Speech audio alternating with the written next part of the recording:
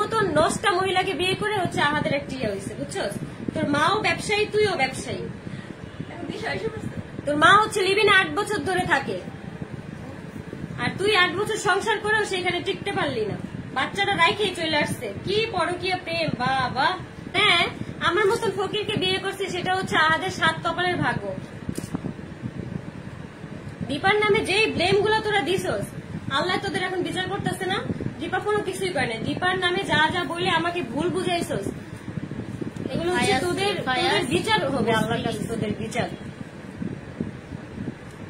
তুই যে এগুলো ওরাই দিচ্ছে, আমার জামাইয়ের মোট 4টা বিয়ে হয়েছে। এক হচ্ছে দীপা, তারপর হচ্ছে তিশা, তারপর হচ্ছে ওই মেয়েটার নামও আমি জানি না, আমাকে বলেও নেই কোনোদিন। তারপর হচ্ছে আমি মাস্ক পরাটা, হ্যাঁ মাস্ক পরাটা, ওটা মাস্ক পরাই দেখছি, ওটার ফেস আর কি দেখি না, হয়তো আর কয়েকদিন গেলে আর কি রিভিল করতে পারে। 2-3 দিনের মাথায় হচ্ছে সেই মেয়েটাকে ওর মা নিয়ে গেছে। আহাত কি দেখে বিয়ে করতে রাজি হইলাম আপু, তখন হচ্ছে আমি অনেক ডিপ্রেশনে ছিলাম, যার কারণে হচ্ছে আমি কথা বলে মানে ওদের সাথে দেখা করতে গেছিলাম। বিয়ের কথাবার্তা চলছিল, বাট আমি চিন্তা করছিলাম যে আরো কিছুদিন কথা বলে সবকিছু ইয়ে করে তারপর আর কি। কিন্তু ওই দিন যে আমাকে জোর করে রেখে দিবে, এটা আমি কখনো ভাবিনি।